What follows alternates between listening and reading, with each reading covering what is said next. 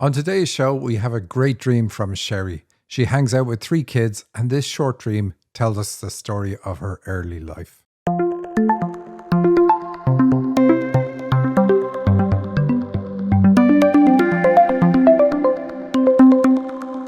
Welcome to the Dream Interpretation Podcast with Michael and Sandy. Hello, welcome everybody. We are so glad you are here with us.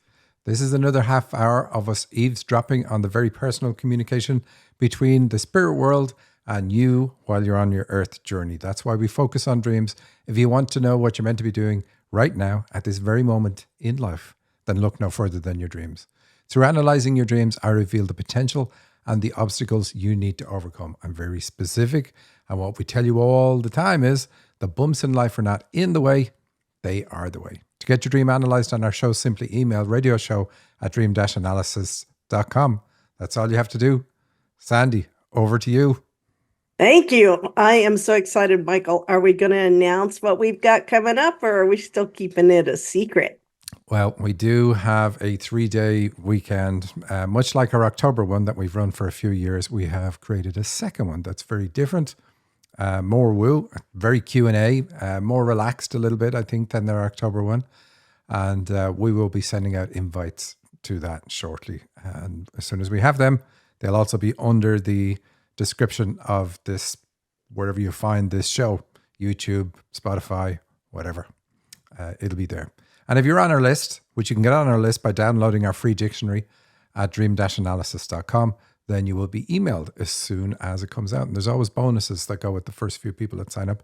So it's always beneficial to be on that list. All right. Yes. I'm so excited. Yes. We're going to start with 2 dreams from Jane, and it looks like they're going to be fun. So the first one is missing our floor from Jane. Was with Barb, a very close friend from high school that I've lost contact with. We were going to a resort and seemed to be walking around at it. We wanted to watch a game on TV, but it was already over when we thought to check. And we needed to get ready for dinner. We were with our group, but after she and I were discussing how quickly the day went, we noticed the group had gone to their rooms. So we went to the reception, and the lady behind the desk noticed who we were before we said anything and just handed us our keys. We went to the elevator, and the door opened for us, and 2 valet guys got on with an empty luggage cart as we got on. I went to hit our floor button, but as I looked at my key fob for the number, it looked like a clear acrylic crystal with the letter floating in it. At first, I thought the letter was Z. Then I noticed it was a J. So I pushed the button for floor J. Again, Barb and I were talking, and when the door opened, I peeked out. We were on floor L. This is where the valet guys got off. So we had passed floor J. A couple of women got on the elevator to go down, but there was no J button on the way down. So we needed to go all the way to the lobby before we could go back up to J. All right, Michael, what do you make of that one? I make a lot. So I make nothing of it.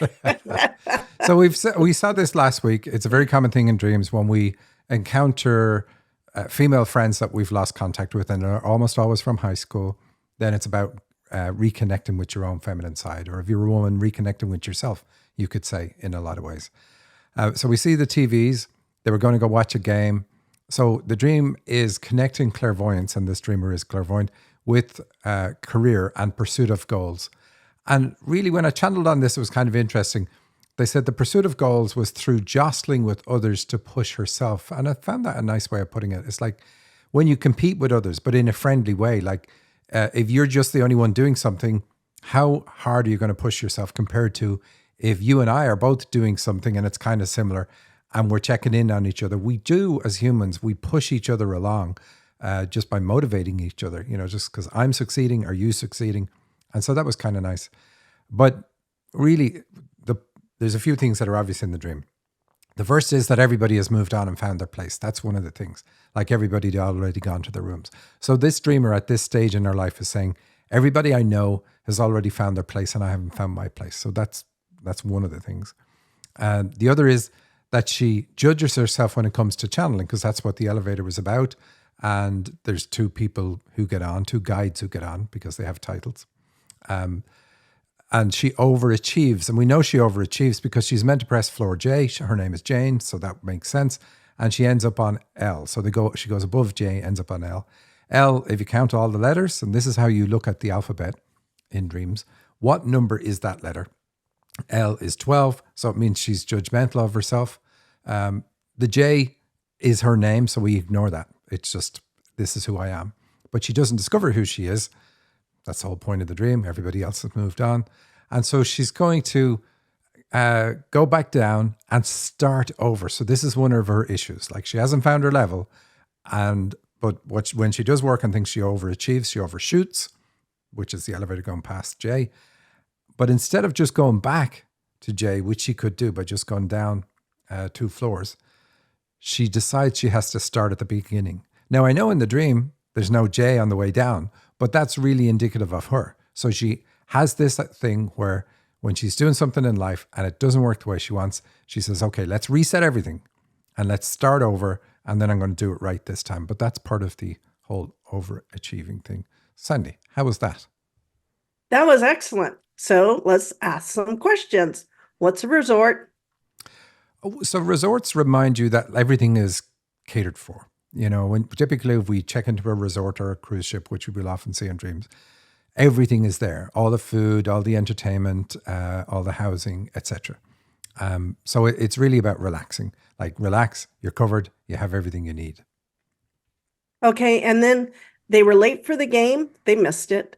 They were going to dinner. They missed it. Their friends had left them.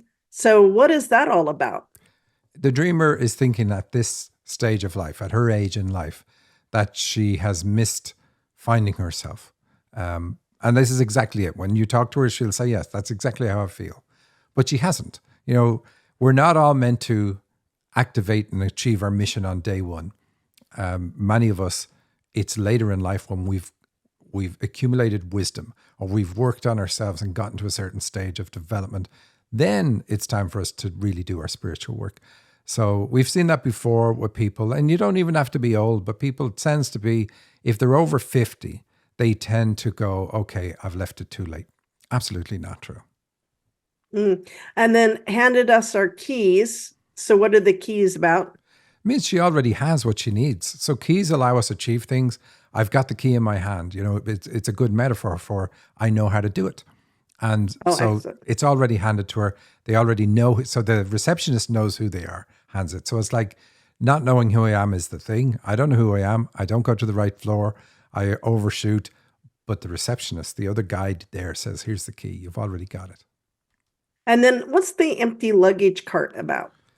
Yeah, that's good, because normally we see luggage in dreams and it's about carrying around karma. I've got baggage that I have to deal with from early on in life. This dream is clearly saying you don't have any baggage. So that's fantastic. There's no karma for you. You're stepping off that system. And she's not quite off it, but she's mostly off it. But it's really good to see it in a dream. And it's rare. I don't think we've ever seen it in a dream on the show, where somebody has luggage and it's empty. And we always say all the time, when you're looking for your luggage in the dream, which is typically it, and you can't find the right luggage, if you do find it, just chuck it away, because it's definitely, dream luggage is not a good thing to have. And then what about the letter Z? Not have anything? No, Z is about completion. So I want to get to the end of things, but I'm not quite there. It's what it is. Well, thank you. That really helps. I appreciate it. Okay, we're going to dive into her second dream. So this is titled Knitting Our Faces. And once again, it's from Jane. Then we were knitting, and we needed to knit our faces onto the item we were knitting, like a belt or scarf. We were a little perplexed on how to accomplish this. And then I noticed several other knitted items on the desk/table and saw that one guy had taken a photo of himself, his face, and was knitting around the photo. I thought that was an interesting approach and mentioned it to my friend to come and see how he had done it. That's it, Michael. That's a short and sweet dream there. I love this dream. It's so short and sweet, but it really is saying what you need to do is include yourself in your work. And this is a mistake a lot of people make. It's like, I'm going to be a channel, so okay, I'm just going to channel exactly what the guides say or whatever happens to be, or whatever I'm doing. Or I'm going to write a book. Like if you look at my first book on dreams, it's very technical. It could have been written by anybody almost. My second book, however, is all me. I'm all over the pages. And so this dream is saying, include yourself in your work. It has to have your stamp on it. And it's just very simple, a simple way of putting it. So what is the knitting? Is that her work? Well, she doesn't knit. So that's one of the things I asked. So it's purely symbolic in the dream. But it's like it's stitched into the face. Her face is to be stitched into the whatever she creates. I think it's self-explanatory. But if she did knit and knitting meant something to her, then it would mean something different, or could mean something different. But her thing is like she doesn't know, how am I meant to do this? How am I meant to knit my face into it? Belts have to do with supporting yourself. So she said knitting something like a belt. So it's whatever I do and create to support myself in the spiritual field, because look at her last dream is all about spirituality, then I have to include me in it. It has to be my way of doing things so that people are very aware of, this is my method, this is my approach, etc. Wow, I like that. And then the desk and table. Well, we see that a lot. What's on the table for you? And a desk is the same thing, but desk kind of makes it more like a work thing. So what is on the table for you is this. Wow, that's great. What an amazing little dream. All righty, let's move on. We now have two dreams from Sherry, and we're going to break this one up to make it more interesting. Oh, well, this should be fun. So the first one's titled Hanging with the Kids / Disappointment from Sherry. All righty. I am part of a program, but new. I'm told by Joy to go with her to another producer's, a male's house, as then we would all go together. The family's home was well lived in and made me feel comfortable. All right, so it's Joy Behar. She's from The View. I don't know that show. I know the show, the name of it, but I don't know anything about it or Joy. So it's really just about her name, though. So the dream is saying, recognize that I am Joy. You're everybody in a dream, so you are Joy. And Joy says, come with me to the other producer's house. And the feeling and the vibe in this would be, oh, I'm kind of being pulled up by Joy in a nice way, brought to the producers when I'm not really at that level. So the dream is saying, in the spirit world, you really are up there and you lunch with and visit with the top brass all the time. So why would a dream even do that? Because it seems like kind of an egotistical thing for a dream to do. But if you put yourself down, then the dream has to undo that. So it's saying, okay, don't look at yourself as insignificant. You're extremely important. And this is how we're going to convey it to you in the dream. Recognize that you're Joy. And also don't be afraid to be yourself, because she says the family home was well lived in and made me feel comfortable. So be yourself in that position. Wow, that's great. While Joy and the producer and his wife were in the kitchen, I sat with the three kids, 2 boys and a girl, in the living area as they played with toys around the coffee table. The young girl came and sat beside me as she seemed interested in me. I talked to her a bit. She seemed happy but didn't say much to me. I turned and introduced myself to the young boy. Okay, so it's very simple here. I asked her what age was the child, what age was the girl. She says roughly 4. So we see that this 4-year-old is interested, but doesn't say anything. So it's like at age 4, I didn't know how to connect with my feminine side. That's what the dream is saying. And that then leads to what we are going to see next in the dream. So I didn't know how to connect with my feminine side. That's issues with mom, because mom is the one that's going to teach us how to do that. And then the next piece. So the young boy, he said, "Hi, my name is Disappointment." I responded, Nice to meet you, Disappointment. How did you get that name? He seemed amused that I was playing along and then listed off minor mistakes he had made and ended with, I killed a bird. All right.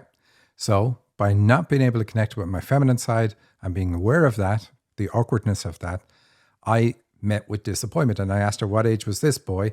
And she said he was 6. So it's like, we start off at 4. By 6, I had met disappointment. I absolutely love this dream, and that the metaphor is so cool. And how did she end up being disappointed in herself? She let minor issues, like the boy did, lead to her feeling like she killed her spiritual side off. And that's what killing the bird is about. So minor things led me to that belief.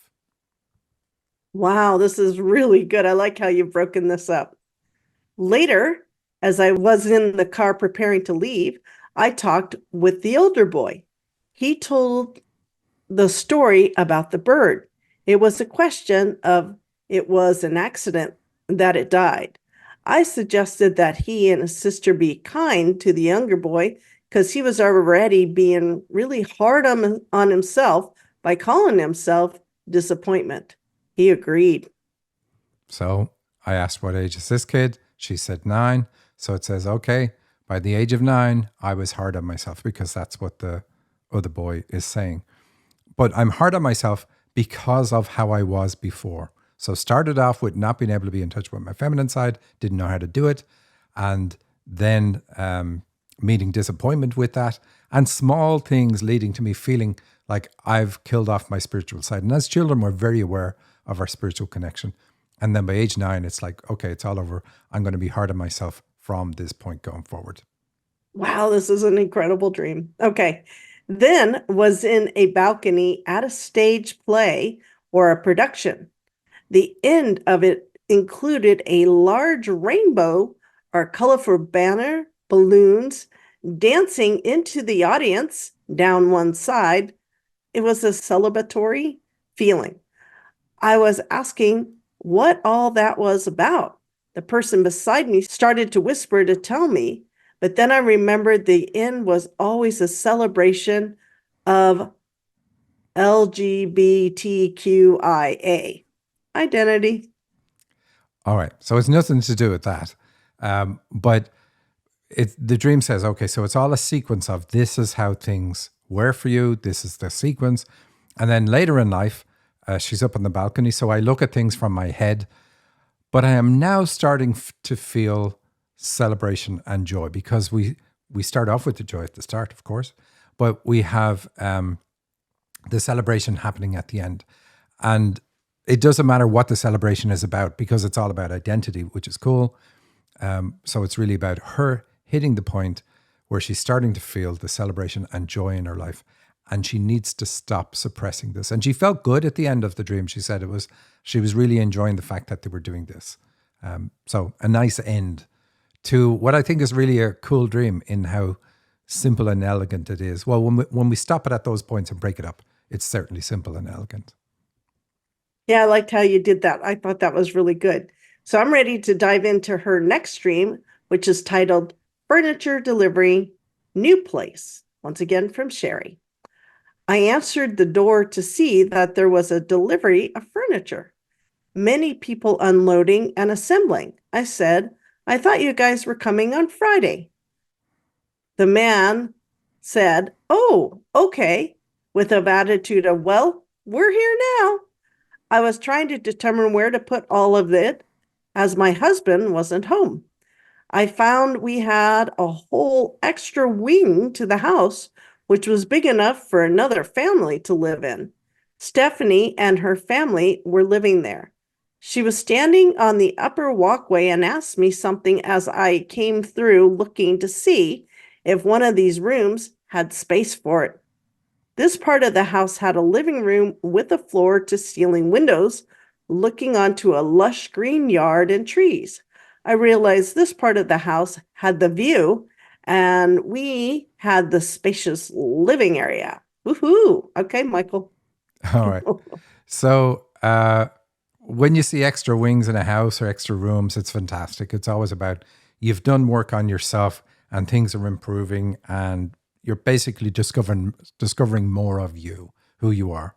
And it's a beautiful thing you will see if you do regressions, if you work on yourself and then you're brought to the spirit world and you say, okay, where are you now? And it's like, I'm in a small house. Then you do some work on yourself, you go to somewhere else.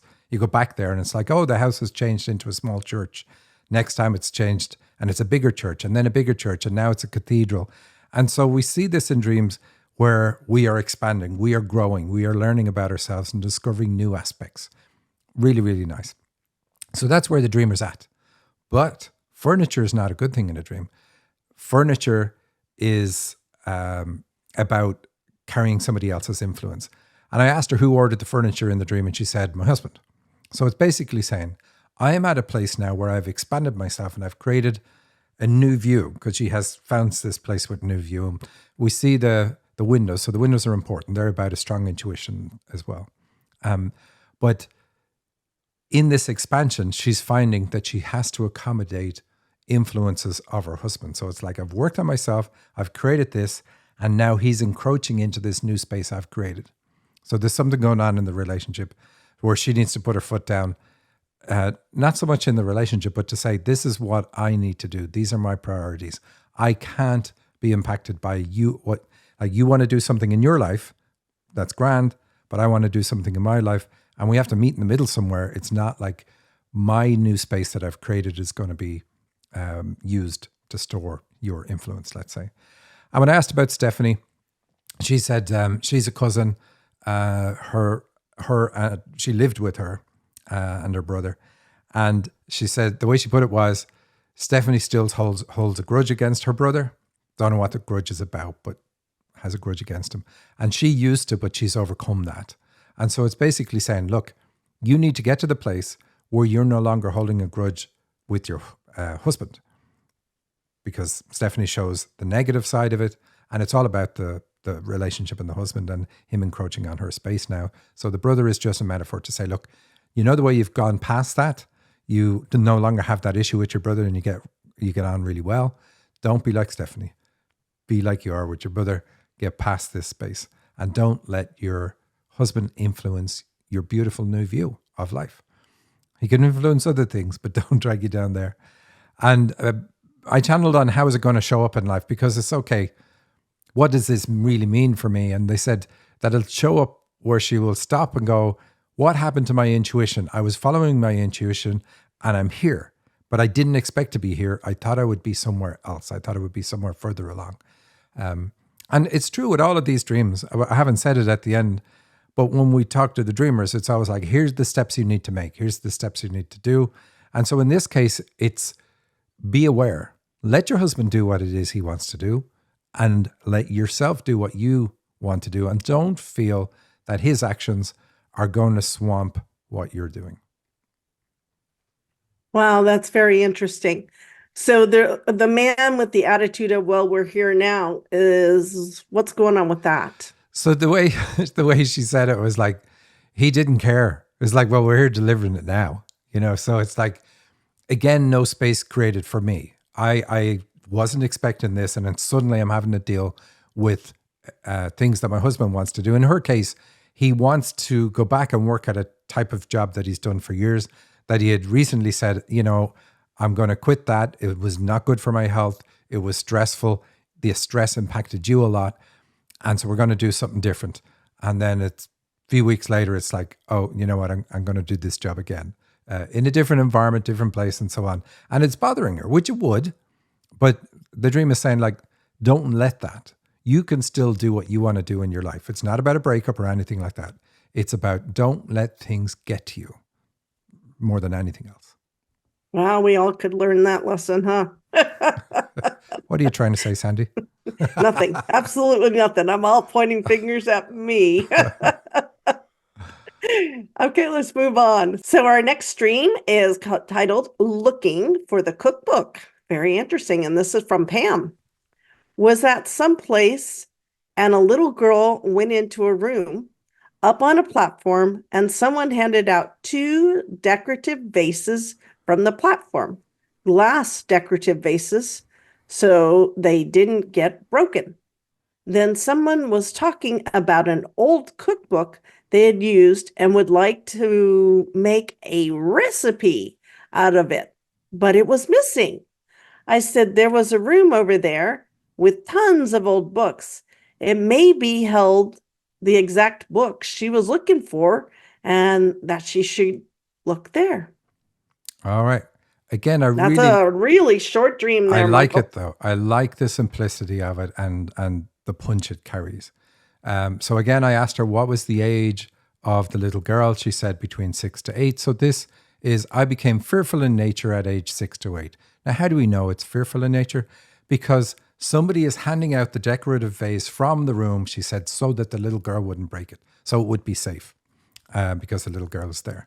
So something caused me to stop being vulnerable.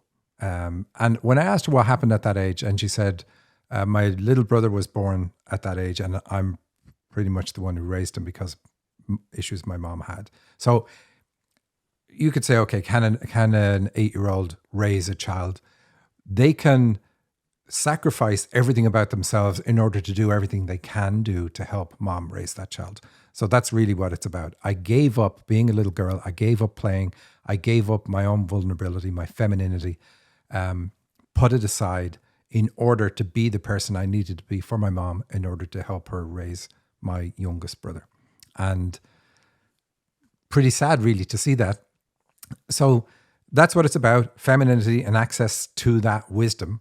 And then we see the old cookbook. It's like, so when I channeled on this, it's kind of like the vibe of, think about your grandmother or your great grandmother, and they lived in a different world than we lived in. They had a wood stove, they had whatever ingredients they had, and they could make any sort of amazing stuff out of those ingredients on crazy things that we would just be like saying, oh, guess nobody's eating today because I don't know how to make anything. And so it's about that. It's about feminine wisdom, or wisdom, let's say, which is feminine. And so discovering the room with all these books and saying that recipe book is probably in there, and encouraging the person to go in, the woman to go in and get it, is really good. And it's saying, I still have access to that feminine wisdom that I thought I gave up. I really like it. And so the number 2, we got 2 decorative vases. She's a channel. That's one of her abilities. Very good. And could that possibly, because it's an old cookbook, could that be where she finds the knowledge that she's looking for? Exactly. And it's not about cooking at all, but she is a healer. And that's what the cookbook would be about too. It's really about knowledge. Here's what I want to do. This book is going to give me everything I need in order to be able to achieve it. So it represents the wisdom, and wisdom going back across the ages. So in the channeling, they said, like, this cookbook has all the recipes, like hand me down kind of wisdom that and lore that mom had from her mom, and all the way back. Wow, that's amazing. That is quite simple. You did a great job on that. Thank you. I have no other questions. Anyways, I think we're out of time. This was fabulous. Thank you, Michael. I really enjoyed today. Me too. Thank you, everybody. We will see you all next week, and get on the list. Go to dream-analysis.com, download the dictionary, and you will get notified during the week about how to sign up for our free event, 3 days, and all the bonuses that go with that. Thank you, everybody. Have a great week.